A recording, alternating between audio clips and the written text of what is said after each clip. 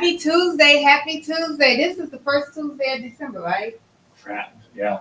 This is crazy. I put on LinkedIn that this is the final mile of our chapter for 2024. I was kind of like a poet or a rapper or something or other. But anywho, we have Mr. Pearson in the building. Been a while since I've been here. Yes, and we pulled out all the caviar and champagne. I almost said whiskey, but the champagne and all that good stuff. But welcome to the Rig on Wheel Show. I am your host, Camille E. Gaines, and like I said, we have Pearson here. He is the VP of Recruiting at Mesilla Valley Transportation out there in El Paso. But what we want to do today, we're going to talk about the hot jobs, transportation, news, all type of good stuff. But literally, we more importantly, we're going to talk about some political stuff because you know me, I like to be messy. So I want to talk about the Hunter Biden's pardon. We're going to talk about some freight. We're going to talk about the diesel. What else? Oh, the Tyson layoff that's coming in February because of we have the cattle or beef shortage in the United States. So I want to talk about a few things like that as well. So we're not going to be able to have as many burgers, or I bet you Whataburger is going to have to increase. Whataburger, McDonald's. Well, I don't know that they get most of their beef from the U.S. though. I believe McDonald's gets the majority of theirs from Argentina. Can't speak to Whataburger here, but it's definitely beef is definitely impacted globally. I think most of the steaks it would impact the consumer that buys their beef at the store. You and I are most likely going to get impacted by it when we go to the store to buy beef than somebody at a restaurant per se. Oh, okay, that makes sense. So that sucks. But before we dive in, we do want to let you know we are the first and only truck driver recruitment podcast going on. That is such an honor. Thanks, everybody. But also make sure you follow, subscribe, click the bell if you're doing it on YouTube. If not, still go to YouTube and you're able to listen wherever your favorite for the podcast. So whether it's Amazon, iHeart, all of that good stuff. So let's jump right in. What you want to talk about, diesel or freight? Let's talk about diesel here. We went up a little bit. We're now at $3.54 per gallon on the diesel. Mm-hmm. That's down considerably, though. When you consider that our peak was on February 19th at $4.10. So, we're still sitting about 57 cents cheaper than we were at that time.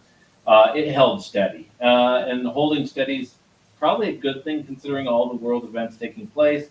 The election's now over.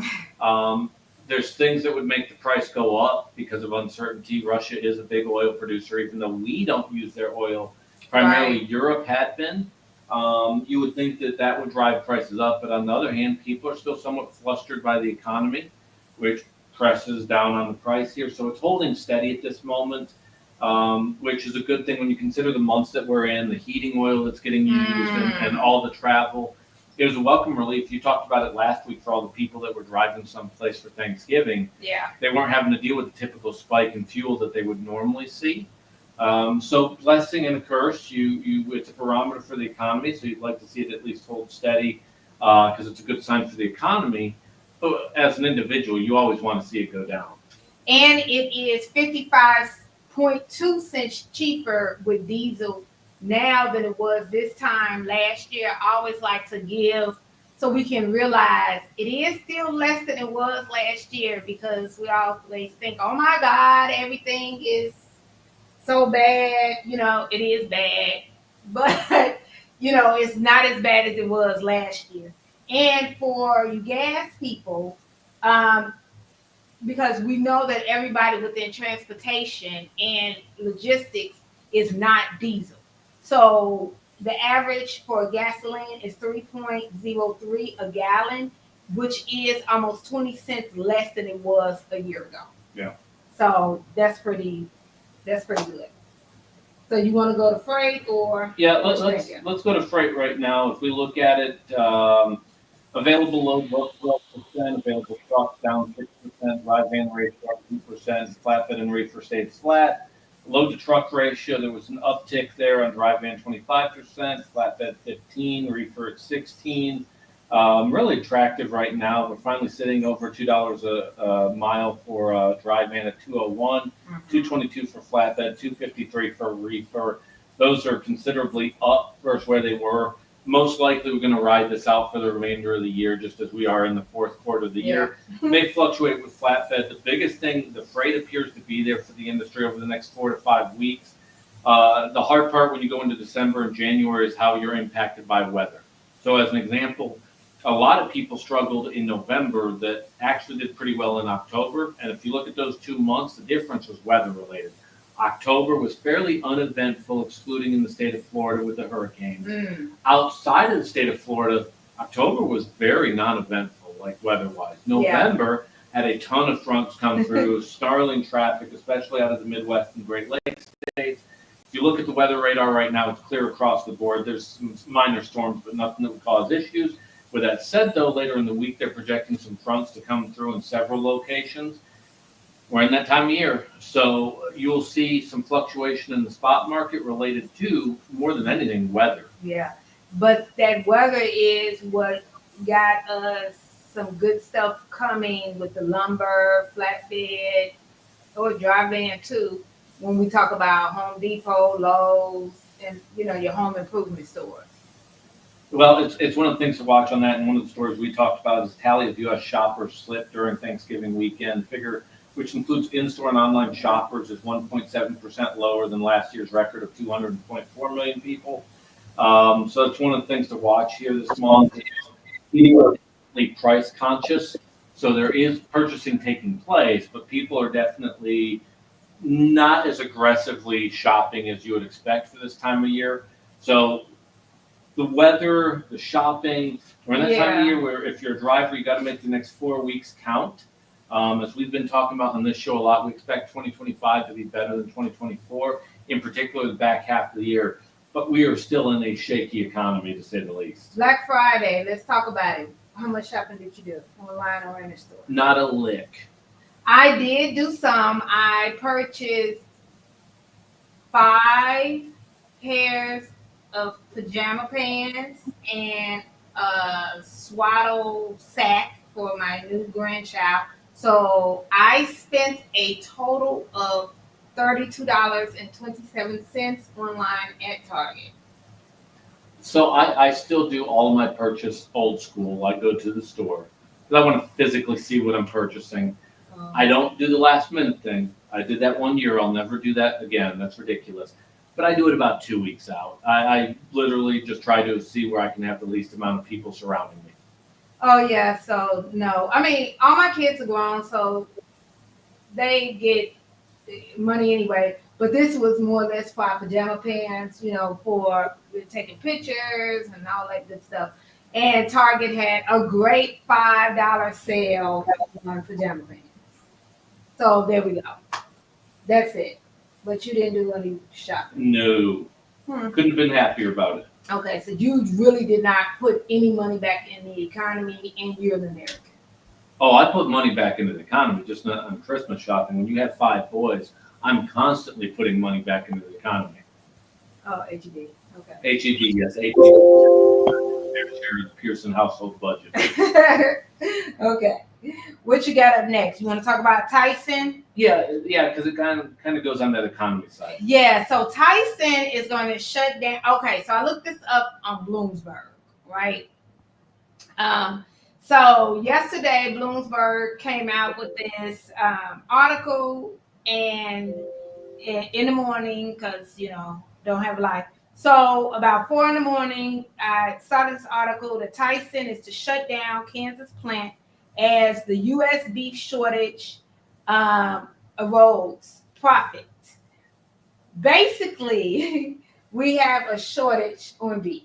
So in February, by February 14th, uh, Valentine's Day, they are going to be cutting over 800 jobs in Kansas because of this, and they're going to be consolidating operations. And it basically stems from a nationwide beef shortage and declining in profits.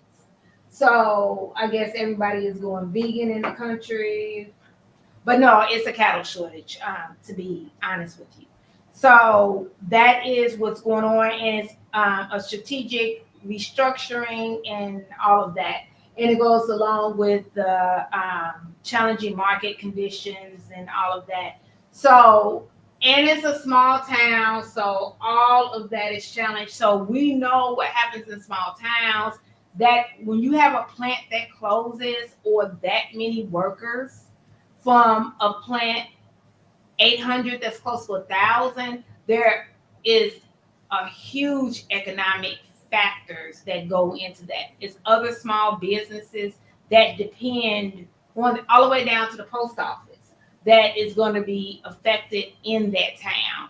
So my prayers go out to everyone, because right now they're having to think about the game plan. Not just the folk, but the people within that town, the mayor, or if they have a mayor, whomever governs that town is having to come up with a plan on what to do. So that is very hard to deal with. What were you about to say? We also got the tariffs. We talked about that a little bit last week. Yeah. Here, a lot of businesses are bracing for that. With that said, Trump's relationship with Trudeau has been sketchy up in Canada for the entire time that they've been in the public eye on that end. With that said, I don't know that Trudeau actually wins the upcoming election for prime minister out of Canada. Most likely it goes to the Conservatives. If you look at the presidential election here in the U.S., all 50 states moved to the right, including some traditional blue states like Washington. Washington technically moved to the right. Now, Washington's definitely a liberal blue state. It's not becoming Republican, but they're experiencing a similar phenomenon up in Canada. With that said, the opposition to Trudeau seems more than happy to talk to Trump. They're realistic. Their economy is very much tied into the U.S. economy. There's no getting around it. As we talked about before, I think the 25% that was thrown out there was really a starting position. We have major trade imbalances with both of our neighbors to the south and the north. What it ends up being, who knows? We'll have to see how this all plays out here. But our three economies are tied in together extensively, to the point where China's investing heavily in Mexico because they recognize that fact. That'll hopefully get worked out, but we will probably get more clarity come January, because it adds some unease to a lot of business owners at this moment right now, just like it does the general public. We have that going on. Trucking CFOs, leaders eye 2025 recovery with tight budgets. So you're starting to see some of the CFOs of major trucking companies being cautiously optimistic about next year. Right. The consensus there was that the second half of 2025 will be pretty nice. The climb out of this is still going to take another 6 months. Seems to be the overwhelming consensus at this moment. We have 3 states that are going to go up in fuel prices as they add that tax. And now that the election is over, California, 2 lawmakers are now bringing up a way of raising further taxes on fuel out in California. So that's one of the things to look at. There's a lot of things that are driving up costs still at this moment, even though inflation has slowed down considerably from 2 years ago. There's still a lot of pressure right now on that taking place at this moment. Speaking of election or politics, so I've been thinking about this ever since Biden said this on Sunday. But then, I've LinkedIn everywhere on social media, but we know LinkedIn is my very favorite social media. But one of my friends on social media, LaShawn Brown, he did put this up here, and typically we don't always see eye to eye when it comes to politics. But one thing he did say, Democrat or Republican, I'm going to say, pardon my son. And I agree with this. He said, what kind of smoke would he be if he let his son sit in prison? He wouldn't care basically what the public said. And I'm with agreements with that. I'd pardon 4 out of my 5 sons. I would pardon my sons too. Oh yeah, that's the right answer. Yes, yeah, not 4 out of 5. Yeah, all not 5. 4 out Yeah, of 5. He didn't mean 4 out of 5. He meant all 5. So make sure you say that to your wife. All 5 of his sons would be pardoned. But I'm not. I would to HE double hockey sticks with the public. Biden is not running again. He's 150 years old, and I quote. So yes, pardon his son. He's not about to leave it up to the next administration to figure out what is about to happen to his son. And he feels like, he was roped into all of this stuff, whether or not all of that is true or not. He has the power to do something about it. I think the bigger challenge with it, and this happens on both sides of the fence. If you watch MSNBC or CNN, they never talked about Hunter Biden. Like, never talked it, didn't exist. When we know there was a story. Yeah, it definitely was. It happens on the right, too. Fox News, News Nation, Newsmax, they will aggressively pursue anything that looks bad on the Democrat, but hardly ever talk about anything bad on the Republican side. So the challenge right now, and I think it's a larger question of, I'm not surprised by Biden doing it. If anything, I think it should have been anticipated. The fact that he was able to do it to 2014 is a little weird because it makes it feel like they know exactly when it started. That part's a little weird. I think the bigger issue is from a media standpoint, and it's the hard world we live in right now, is a lot more people get their news from LinkedIn, as an example, Facebook, podcasts. Do you remember the last time you watched 2 hours of a news network undivided outside of an election night? No. Even on the election night I did because I watched, I forget his name, but he's the Virgo on CNN and has the map and he actually does the figures. Yeah. But most people don't, where 10 years ago it would have been customary to one night a week pop on a network for 2 hours and watch that for your viewing.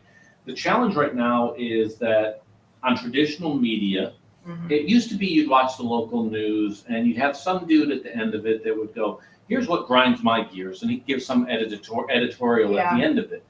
Well, that 2-minute segment that used to be on the local news now is an entire block of news on any network where it's news, but it's really editorial for the entire thing. Yeah, it's opinions only. Yeah, it's opinions, and it still masquerades as news. So when you see a Fox News or an MSNBC, they are now at this point a partisan talking piece. It's dishonest presenting it as news because it's not. It's editorial, and everybody's fair to have their opinion. But that's why more and more people, they call this last election the podcast election. And I think that's honestly true. Yeah. When you consider that before Election Day, Trump's interview that he did with Joe Rogan, it had 50 million views. By far the most watched thing in the last month of the election was the Trump-Joe Rogan debate or conversation for 3 hours. The nice thing there is you get a 3-hour interview, so you can delve into actual topics instead of talking pieces. Because 3 hours, you run out of catchphrases that you're able to say. And I think that's the hard part with that is I don't think Biden, most people understand it and would say, yeah, I do the same thing. And if I'm honest, I do it for all 5 of my boys, not just 4 out of the 5. I'm sorry, Twyla. I think the real issue here is that we are in a changing media landscape. Look at this show as an example right now. There's tons of people right now doing podcasts and conversations that the national media that traditionally dominated this, the newspapers are dying, the TV networks, their ratings are plummeting. And with all the cable cutting that's taken place, a lot more people get more through streaming now. In a given week, I watch more YouTube than I do any traditional TV. Absolutely. The only reason I watch TV like last night would have been the Monday Night Football game. That's the only reason. When I'm in a hotel, I never turn on the TV except for a football game. Yeah, I agree with you. Even my 82-year-old mom, like her TV watching is YouTube. I mean, she says I'm watching TV and it's YouTube. That's what she's watching. It's YouTube. What's nice now, though, is drivers in particular are a good source of information when you want to know what's good out there, because drivers have been, most people think of trucking as being old school and behind the times. The drivers were really leading this about 10 years ago and getting into streaming when you're out on the road, because having that at your fingertips compared to, going into a truck stop and hoping they have on something you want to watch is dramatically different. So most drivers, they found, I think there was a survey done about a year ago, that most truck drivers had at least 5 streaming subscriptions that they were paying for. Where traditionally it's about 3.2 for the average American. So drivers are 40% more likely to be streaming content on their mobile device. Wow, that's something. But I get it and I understand why. Yep. And it makes sense. Yep. It'd be one of the cool things though in the comment sections that I would tell you, if you're out on the road and there's anything you're streaming, be it news, entertainment wise, anything like that, I'd love to know what you're watching. What you find entertaining. Yeah. Absolutely. Let us know which streaming platforms that you're on. Yeah, I'm into Netflix right now.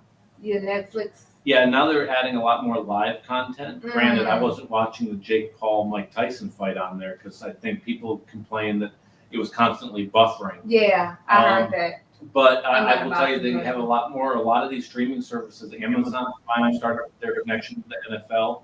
A lot more of these streaming services are now poaching products that traditionally your cable networks or your network TV would have grabbed. You got WWE going to Netflix now. You have the NFL and NBA getting more in bed with streaming services versus traditional media. I promise you that 5 to 10 years from now, you and I would not be able to tell what the landscape of television will look like. No, everything is going to be definitely different. But you know what? That is the reason why every business, including ours, logistics, and more importantly, trucking, I like to bring it down to our niche. We have to meet our clients, which are the drivers, where they are, right? And that is through the platforms of social media. Yep. And it's not just one of them. So you have drivers that are on many different platforms, and you hear a lot of different folk, and it could be in recruitment and marketing in different areas, and they don't realize that drivers are on LinkedIn, drivers are on TikTok, you have drivers on Instagram, you have drivers on Facebook, you have drivers on everywhere. And so you need to be on everything or on most places. Well, it's scary as a driver on your cell phone because you will get ads and you're sitting there going, how do they know? How do they know? Are they listening to my calls? We're still talking about cookies, geofencing, things of that nature right now. So I can tell you, I was with a driver last week and we were both on the same website on our phones, but the ads we were seeing were completely different. I had a little bit of trucking in there, but most of my ads were ironically looking at golf equipment, where his were all, hey, truck driver jobs. Right. So somewhere along the line, he had visited a website, that website set up cookies on him, or he had gone to a shipping location where somebody geofenced the area. So as we move more and more into our personal device being our main source to do everything, your advertising will be very eerie and scary because you're looking at stuff that is really catered to you. That's why we think, oh my goodness, Facebook or whatever it is, platform, they're advertising to us before we even think about it or something like that. Or it's because people like us in this particular group that they grouped us in are more apt to want to look at this or to buy this or, things like that. So that's the reason why they know this advertisement will be more for us. Now, I can tell you, you and I had a conversation probably about 6 months ago here, and we were talking about different food types. And I brought up that when I've been in Minnesota, I had good Somalian food. I still believe it listens to me because sure enough, I left here and at the airport, I'm looking at my phone and it's telling me the location of 2 Somalian restaurants within Houston. I did no searches. I promised you I was not searching up Somalia. I really believe this thing's listening to us. Yeah. Or what they feel that we might, or the fact that of what it feels that you might want. Yep. Based on the area that you're in. So when you visit a new person for the first time and they have their cell phone on them, you need to talk about Rig on Wheels and Mesilla Valley Transportation so that we can all of a sudden have a relationship and not even know it. And something Kayla just said too, Big Brother is watching you because your location settings on. Hopefully they don't look at my search history too closely. Yeah, you might go to jail. Probably. Yeah. But, all of those different things. But true enough, it is actually here to help. But we are living in the Jetsons times. Absolutely. We are the Jetsons. But I'm going to be honest with you, I like it. I'll say this, though. 50 years ago, they project that we were going to have flying cars by now. I see how bad people drive just four-wheeled vehicles down the road. I do not trust my fellow motorists on the roadway with flying vehicles. But in the vehicles are flying, airplanes. Yeah, but you can't go downstairs and get in your car and start down the road. I don't, you don't want me. Oh, you don't want me to either, I promise you. Yeah, no, you drive too fast. I drive too slow. I'm worried about time. But we're going to go to our first commercial and then we're going to do the hot jobs. I was sitting here and I did not hear the hot jobs that Pearson told Kayla. So it is a surprise to me. So I'm pretty excited about this one. Let's do it.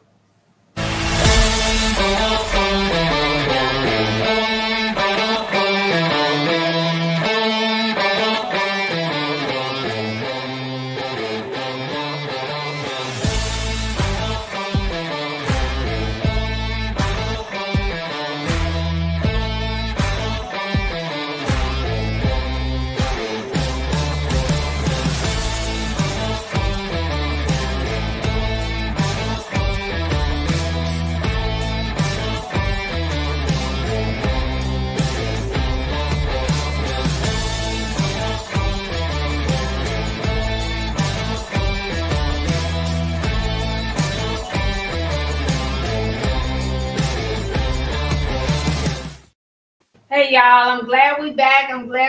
Let's see what hot jobs Pearson got cooked up here. I think what did you say that you did with your kids with the beep beep and dashes? Oh, sending them a text message like a telegraph, beep, beep, beep, beep. Yeah, that's what he did to Kayla. Because I was sitting right here, like I promise you all, and I did not hear anything about the hot job. So that's how he got him over to Kayla. But Kayla, let's definitely go to the first one. We're going to do Division 440. Exciting opportunities. Currently hiring out of Memphis, Nashville, Houston, the DFW Metroplex, as well as San Antonio. Steady miles, strong length of haul, expanding customer base, and attractive running lanes are just some of the reasons this division continues to grow. You can join MVT as you run through Texas, the Tennessee Valley, and southeastern United States. Really steady paychecks, anywhere between $1,200 to $1,400 a week, weekly home time. Orientation for this division is generally going to be out of Laredo, Texas, or Nashville, Tennessee, depending on where you live. Again, that's Memphis, Nashville, Houston, DFW, and San Antonio. Very attractive running lanes for us. That customer base is expanding rapidly with Lowe's and about 5 or 6 other customers that continue to be adding freight into our network. Had a record-setting month recently in terms of miles on this division as well as an overall company.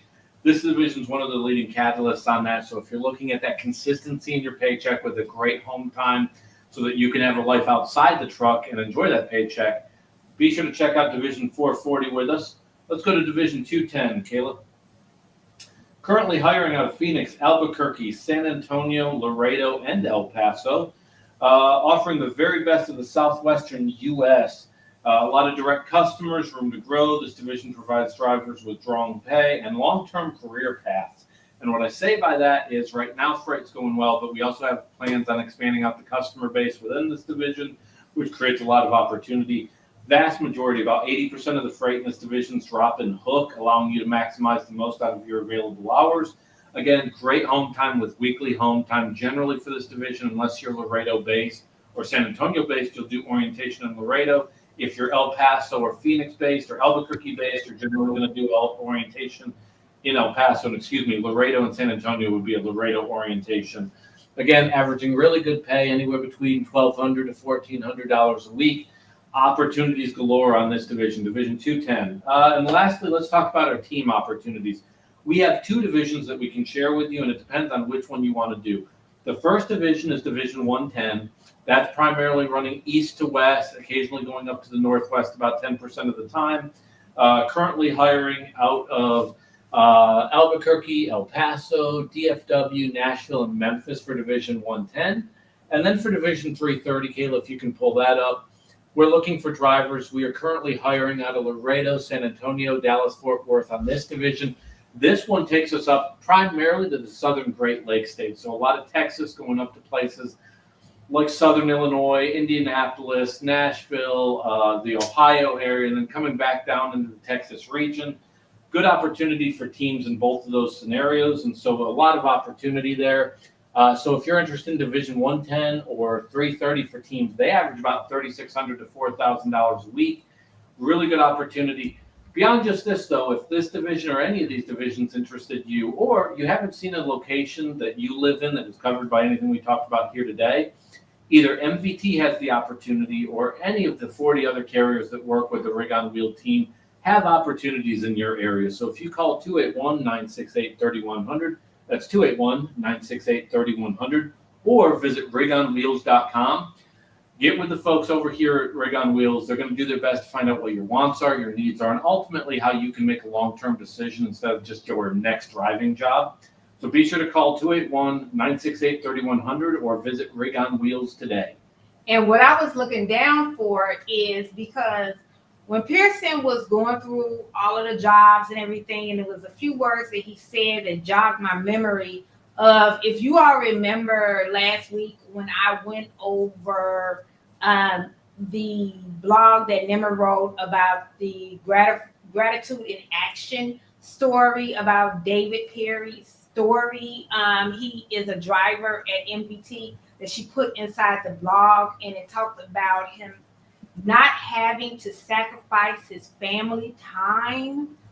And he's a veteran driver. He was MVT for about, I think he said 6 or 7 years, but he's been driving for quite a while. And the reason why he decided to drive for MVT is because of the loops or the dedicated lanes, whatever you want to call them. He did not have to sacrifice his time with his family in order to make a good living and to do what he loves. So it's gratitude in action. So when you were talking about the runs, I didn't want to mess up his name, so I had to actually pull up the blog that Nimmer wrote, and she put his story and his testimony in there. So I know quite a few people looking at the blog, I can count the number, but read it. And so I just want to invite more people to read it. And we're going to, Darcella is going to put the link of the blog down below in the YouTube description. So more people can go ahead and read it and read the blog, of course, and listen to this testimony, because it's very touching, and it tells a testament of a driver that's been driving for a while and then been driving at MVT a while, and talks about why he decided to drive and stay at MVT. So if any of these jobs do interest you or not, these jobs are because MVT does have quite a few other jobs. Give us a call at 281-968-3100, 281-968-3100, or go directly to the website at rigonwheels.com, and there is a tab that says driver application. You'll be able to fill it out, and we'll give you a call back within 24 hours.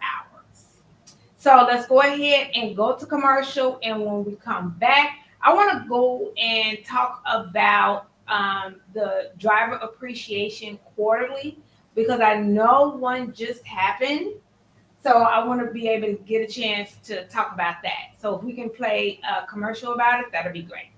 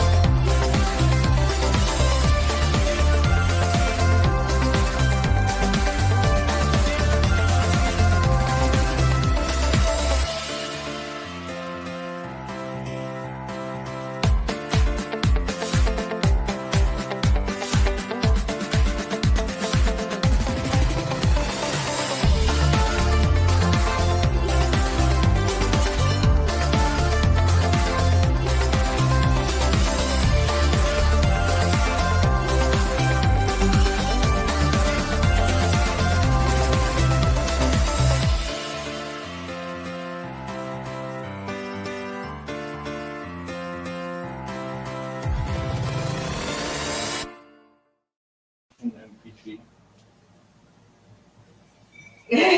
We are trying to get a little bit of information for you guys. Hold on. So driver appreciation. So what we want to talk about is the driver appreciation. So Pearson is getting a little bit more information about it now for the person from last week. But what I want to talk about is the one thing about MVT that I definitely can say is, like in the Rig on Wheels calendar, the National Driver Appreciation Week for everybody within trucking is going to be in September, right? Well, when it comes to MVT, it's quarterly. You know, no, you still No, know. you Okay. throw a curveball on me, so now I'll know it by next segment. Okay, but here with the MVT, it's every quarter. So, but at least you can tell them what the person wins and all of that. Yeah, so with our MPG giveaway here, we have a normal bonus that we do anywhere between 1 to 4 cents a mile based off of what someone's MPG averages are. Essentially, if you average above 9 miles a gallon, which in any given month, about 50% of our fleet's averaging better than that. And so we do anywhere between 1 to 4 cents on top of the pay you're already getting. On top of that, whoever has the best MPG bonus for the quarter ends up getting a brand new car. We've had teams, we've had solo drivers. I can tell you the person that won it last quarter was a guy named David Sandoval. He averaged 11.22 miles per gallon, was not a record for us, but that is a name recently that seems like a newer hire, come to think of it. I do know that name. So if I look at that real quick, Sandoval, that is somebody that was hired November last year. So it was not a driver that was a newer as in this year, but this is somebody that's been with us exactly 1 year. So he averaged 11.22 miles per gallon. Just won it. Been with us for about a year. I can tell you he joined us as we were his first trucking company. So we'll take students, recent grads out of El Paso. I can tell you that we were his first trucking company. So he's been in the industry for about a year. Yeah, because I was about to say, I remember us talking about him before with something. Well, that's Roberto Sandoval. Oh, okay, guy. okay. And in this case, no relation. But he averaged 11.2 miles per gallon, got the brand new car. The person that gets the best MPG, and this is where I get excited about next quarter because we'll do the yearly giveaway. That yearly giveaway, we give out $25,000 to whoever has the best MPGs for the year. So congratulations to Mr. Sandoval. Really cool considering this was his first full active year as a driver. So, there's a lot of conspiracies that, oh, you got to be in the right division for it, or you have to probably be a driver for 20 years. Right. It's not. We've had people win it that have been with us for 20 years. We've had people that with it, in this case, have been with us and in the industry for less than a year. It really comes down to driver behavioral patterns, pre-planning, understanding how to pre-plan your day, understanding not being aggressive on the road, doing defensive driving on the road, limiting the amounts of times you come on and off the road. This particular individual was in a division called 100, so primarily running stuff to the Midwest U.S. and back again into El Paso, but really good driver for us, and excited on that because I knew that name was familiar to me because, yeah, he's somebody we hired last year, about the same time last year. Wow. Okay, so he came in as a new driver? Yeah, he came in as a student driver or inexperienced driver is what we'd refer to him as. He would have got with one of our mentors. Our mentors would have worked with him. Don't have the name of the mentor here, but most of our mentors are held to very high standards. Would have been actually by himself on the road for all of maybe 6 months. Wow. But executing exceptionally well when he's getting 11.22 miles per gallon, no tickets, no accidents, no late deliveries, no late arrivals out of the house. Literally has come in a very short time because of a very reliable driver for us. Yeah, he's definitely a professional. Okay, so he was extremely intentional. Oh, yeah. This was not by accident. I will look more onto it to see what he was the previous months before. But when you start getting into that 11, 12 miles per gallon range, you can't do that by luck. Like literally, there is a game plan in place for the month of how am I going to hit this mileage rate. And so that's where between the experience he got from his mentorship, his fleet manager, driver services department physically being available to him, going, hey, let's look at the metrics in the truck and game plan what we're going to do into the future here. We try to do that on generally a 90-day basis with all of our drivers. But as I tell every driver, if you're in the bottom of the pack, doesn't mean, hey, it's 1 month. You can change things around the very following month. And normally you do it because, A, the MPG bonus by itself makes it worthwhile of doing it. B, it's from a professional standpoint. This would be somebody that definitely wants to do more than what they'd normally, the average would be. Right. Okay. So where was it? It was in El Paso this time? This time he lives in El Paso. Okay. Last time it was somebody from outside of the area. If you look at our 1,900 drivers, approximately 600 live in the El Paso market. There are about 350 in Dallas, Fort Worth, and then a number of other places in the country. But with us doing 500 cross-border moves a day, Division 100 in particular would do a lot of that freight once it comes into the U.S. border. Yeah. Because when I was looking at, because I was trying to figure out who it was too, because I was looking at you guys' Facebook, but it didn't show. It did show the stage and all of that, but it didn't show everything because that's around Thanksgiving time. Yep. So it was a lot of media about that, talking about that as well. But let's go ahead, go to commercial. What I want us to go ahead and do is put up about Joe. So we can talk about how big the cab is, the inside, the sleeper berth, everything. Because sometimes the drivers might think that it's small. Joe is a pretty tall guy, so you will be able to see that all of the sleeper berths are made for teams, even though most of the drivers are solo drivers.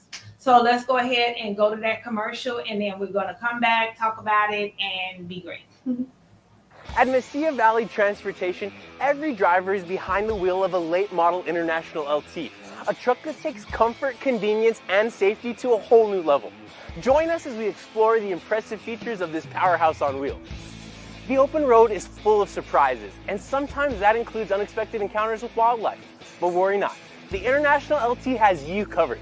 The front end protection guard offers an extra layer of defense, protecting you from animal strikes. Drive with confidence, knowing that you're shielded from the unexpected. We all know how important it is to keep our batteries charged, and our International LTs have your back. The Cummins X15 is equipped with an auto start feature, ensuring that your batteries are automatically recharged when they run low on volts. It's a seamless process that keeps you powered up and ready to hit the road.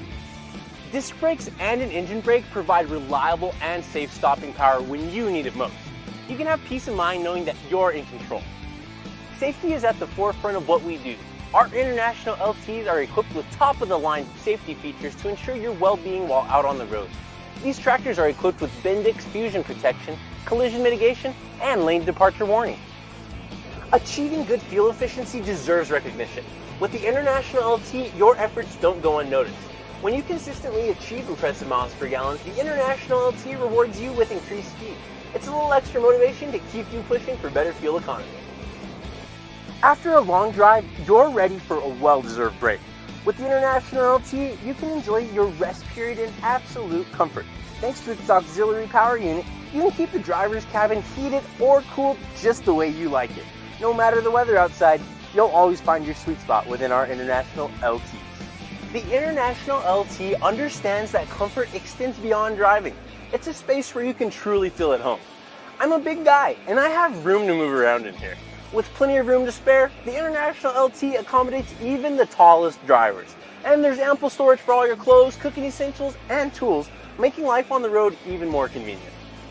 Speaking of cooking, bring along your appliances and don't sacrifice any luxuries thanks to all of our International LTs being equipped with built-in inverters. Dry your hair, make a smoothie, or play a game, all from the comfort of your truck. We take pride in our well-maintained fleet, and if by chance you do come across something wrong on your truck, you're never far from help thanks to our valuable relationship with Penske. With more than 750 brick-and-mortar Penske shops nationwide, their expert team is always ready to assist you. From routine maintenance to unexpected repairs, they'll get you taken care of and back on the road in no time. And there you have it. Just a few things about this late model International LT that make MVT the place to be. Thanks for coming back, y'all. I don't know what more we can say about this truck, but what I do know is one of the main issues when it comes to driver retention is equipment. If your equipment stinks, and I don't mean smelly, well, it could be smelly, especially if you're not changing those mattresses. Speaking of that, when you are have a new driver and you're giving them another truck, your truck should not just be maintenance clean. It needs to be clean for a new driver. So let me just say that. I do need to point that out operationally. But literally, drivers quit right after orientation and will not pull a load because of the way the truck looks. And then they will get in the truck if they say, you know what, I need this job. But once they in that truck, they'll pull that first load, deliver it, and bring that truck back because it's doing things it's not supposed to do, and nobody wants to get stranded on the road. Yeah. And I'll say that's where our relationship with Penske helps. Mm-hmm. Visually, we detail the truck. So when a driver goes into the truck, it is detailed from top to bottom. There is a thorough inspection that takes place technically from multiple people. We have people that double check everybody's work on the shop level. The other part of that is there's some things that come up with a truck. Any experienced driver would have had it where everything looks good. You get on the road, 100 miles down the road, starts vibrating, starts shaking. Something's wrong with it, or the APU's not working, or the air conditioning breaks. You don't really know that till sometimes, unfortunately, you get on the road. The nice thing with Penske is with their wide network of locations, we can get on our engineered lanes, we can get service quickly. And if it can't be fixed right away, we can get what's called a sub-unit, have a loaner truck, basically, that allows the driver to continue on their way until they get back into the market to retrieve their original truck. That Penske relationship is we start with a good foundation by having a truck, a fantastic engine under the hood, an APU unit that's fully functional, which makes a huge difference in staying warm in this time of year. But we have a relationship with Penske that does a really nice job of taking care of our drivers and making sure that the wheels keep on turning. Because if our drivers are not going down the road, the driver's not making money, we aren't making money. Yep. Trust me, and we do pay layover, but we don't want to. If we're paying layover, that's bad for the driver and bad for us. Yeah. That is not a win-win situation. That's not money. It's not. And so the key thing with Penske is, all right, we have a great truck. We now maintain the great truck. We start the driver with what they need to have. And then, God forbid, when we need plan B or plan C, we have a game plan in place for when that happens. If your wheels ain't turning, you ain't earning. Yep. And I didn't make up that saying, but it's true.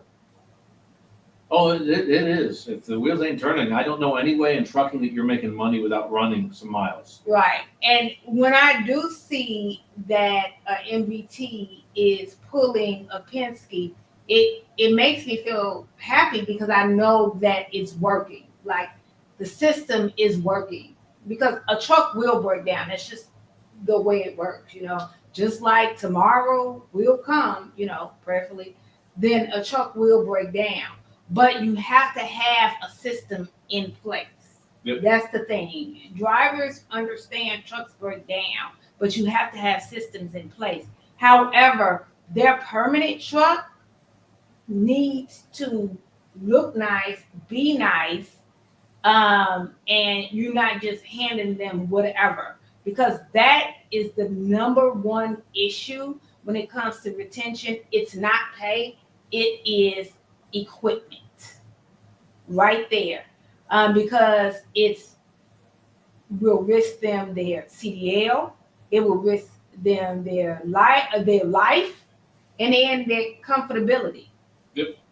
Those things, they're the ones that is having to be in that truck 11 hours a day. If they're over the road, they're actually living in that truck. It's just a lot of things where the owner or the recruiter, the broker, the dispatcher, everybody else is able to go home, be in their bed or behind the computer and all of that good stuff. Yeah, absolutely true. But you, Oh, no, I disagree. look at that. We agree on something. Kumbaya. Yeah, we just happy folk. But guys, I cannot feel that this is one of the quickest years, one of the most painful, but one of the quickest years. It went January, February, March, July, December. Yeah, I want to say that I'm done, want 2024 to get over with, but I kind of don't. This has been a good year for MVT. We've ended up hiring a lot of great drivers that are with us currently. Got wet into the dedicated business and have we've delivered some 3,000 loads on that dedicated account, and we're late on 2 of them. That's good. That's fantastic. We have some opportunities in a meeting with that customer on Thursday that we hope to expand that relationship. We have a lot of opportunities presenting themselves for us at this moment. Our trucks are filled with a really professional fleet of drivers. So this was a painful year as an industry. For us, there was a lot of positives that came out of this year that have us very optimistic about 2025 for our drivers, for the company as a whole, and even on the recruiting side between what Rig on Wheels does for us as well as what we do overall as a department on our end. It's not been the worst year. It's not 2008 bad. I wouldn't brag to people about the year, but I think you have to be, Thanksgiving's over, but you have to be somewhat thankful for the positive.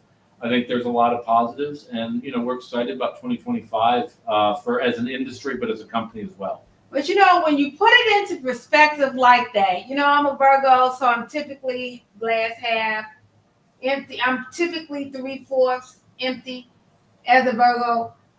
But when you said 2008, oh, I'm 3/4 full. Yeah. I'm just over here just praising the Lord for everything, because 2008, that was before I was in the industry. I was in another industry. I was in insurance and real estate combined.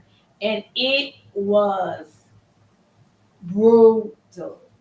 This is where drivers who, I tell a lot of the drivers that have been doing this for 20 years, talk to the younger drivers, share your experience, share your perspective on it. A lot of drivers with 20 plus years of experience will tell people if they have less than 2 years of experience. When times are good, save your money. Yeah. When times are bad, you've been saving already, it's not going to feel as bad, and it ebbs and flows with that. I'm thankful that our divisions allow us to give drivers a certain level of consistency in their paychecks, Consistency. which becomes really important. But I will tell everybody that if you're a newer driver, in your network of influence, you should try to have relationships with 2 or 3 drivers that have been doing this a couple decades. They're invaluable resources, and when you feel like the sky is falling, they're normally going to be the ones to tell you, no, it's just cloudy. Sky's not falling. It's been worse. We got a lot of positives coming out of 2024. It's not what I would have envisioned for the year as an industry, but generally, if we can keep our cool, be professional, really, our drivers here, if you lock down your MPGs, you're always on time and you're reliable. You have a network behind you that will support you in the process of you doing your job. This year, for a lot of our drivers, is going to be viewed as a success. Yeah, gratitude in action. Yeah. That is the theme. That was the theme for the blog. That's the theme for David Perry. And I think that that's what we should end the MVT show on. Gratitude in action, because that is what David Perry said about MVT. I am very grateful. Yeah. So that is how we're going to end the show, everybody. And we want you to be safe. And we will see you next week, Tuesday at 3 p.m. Central Standard Time. So bye-bye.